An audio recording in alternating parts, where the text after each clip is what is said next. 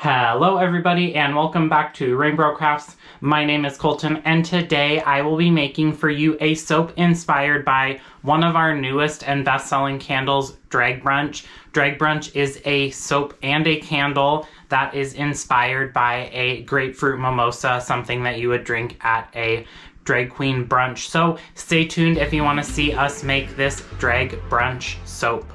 Alrighty, let's get this Drag Brunch soap started. So you will notice something a little bit different than normal, and that is that our lye water is dark brown. We added some dried hibiscus to the lye water as it was cooling down to kind of steep it and give it a nice toasty brown color. We were told that this would actually turn our soap batter purple, and I do think that was not a lie. I don't think it was 100% truthful, but we went with it and we kind of flexed as we soaked here.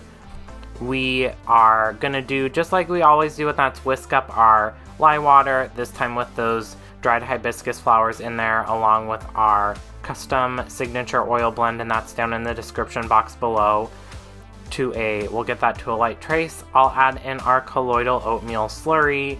We'll mix that up as well just to make sure that there are no large lumps or clumps in the soap, to make sure it is a nice, smooth, kind of even consistency.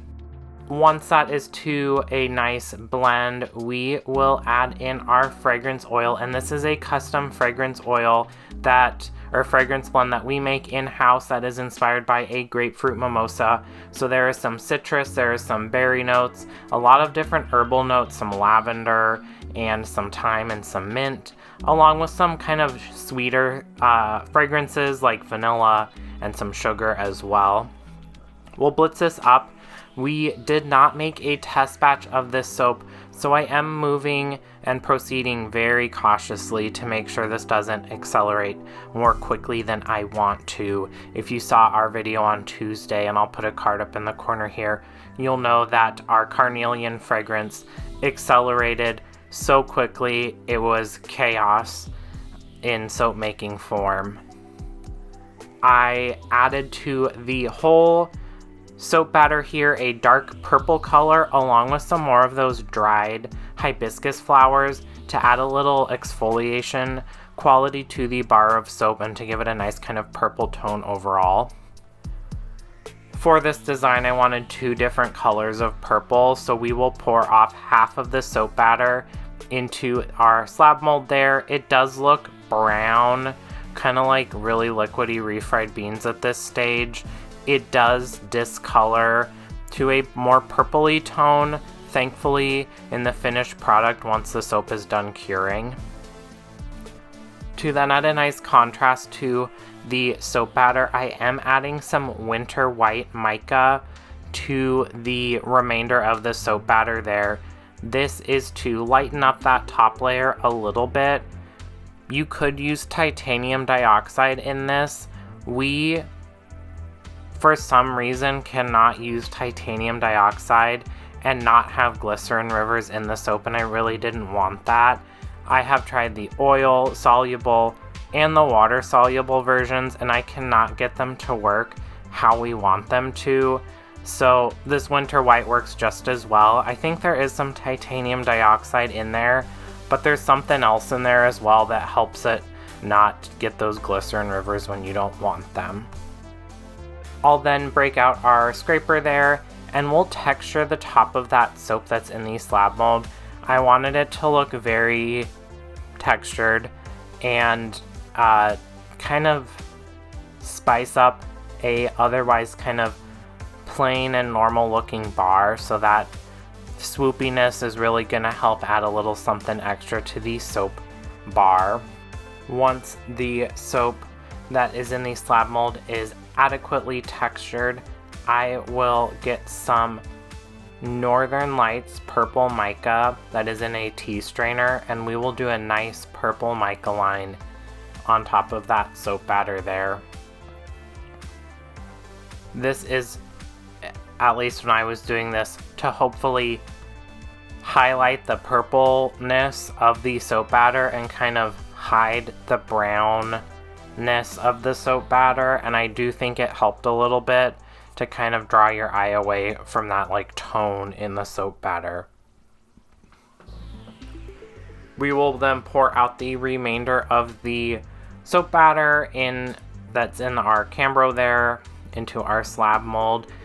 The bottom layer was pretty well set up by this point, but I didn't want to break that mica line that we just spent some time laying down, so I am pouring this over our scraper there just to make sure that that mica line stayed intact. Myself and Zac each made 3 of the soaps in this Citrus in July collection. He made his few soaps before I made my 3, and 2 of the 3 of mine, this is one of them, didn't go according to plan. All 3 of Zac's soaps went like beautifully to plan, which was a little comical, but also just a tad frustrating. Out of the 2 of us though, it probably was better that mine went a little less than stellar, because I am a little more comfortable with kind of moving with the flow. For the top, I just put a little bit more of that Northern Lights mica on there, dusted it, and then I got out my wooden dowel, and I'm doing some kind of like side swoops there just to incorporate that purple mica just a little bit so it doesn't rub off in the finished bar once it's all sliced up. The third soap, Grapefruit Rosemary, that I made did work well. The colors looked a little weird initially, but the finished product looks really good and I'm very happy with it. You'll have to stay tuned because that'll be coming out the last week in July, and you can see what that actually ended up looking like. Once I am done doing those swoops though, I did want to add a little something extra, so I am doing some kind of like squiggly S's on the top there. It is a little difficult to see from this camera angle, but once we get to the top view here in a minute after the soap has hardened, you'll be able to see this detail a little bit better. Once I'm done with that, we will spritz this, cover it up for 24 hours and let it harden. It is then time to unmold and slice up, and there you can see that kind of S squiggly design much better, and you can also see that the soap has turned a little more purple than the kind of refried bean color that it looked like the day before, thankfully.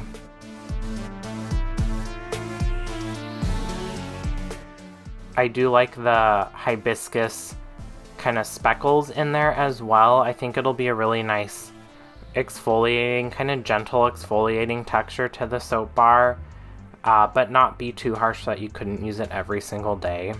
This was a new product that we hadn't used in the past. And there, that is exactly what my adjusted soap plan was. That purple mica line really kind of helped draw out the purple tones of the soap bar, which is what I was going for, and it kind of subdues the brown tones of the soap. One thing that I did have to do though was to clean off the wires a little bit, because those dried hibiscus flowers were catching on the wire and then doing drag marks through our soap. And while this is called Drag Brunch, I didn't want the drag marks through the soap. But that is it. That is our Drag Brunch soap, which will be for sale July 1st, online and in person. I want to give a big shout out to all of our big ol' flamers, our foamy homies, and our study buddies. If you want to get soaps of the month from us and discount codes or candles of the month from us, check out our website, rainbrocrafts.com, to get details on that. Thanks for watching. Don't forget to like this video, comment down below your favorite drag queen, and also subscribe to the channel so you can see what we come up with next. Thanks. Bye.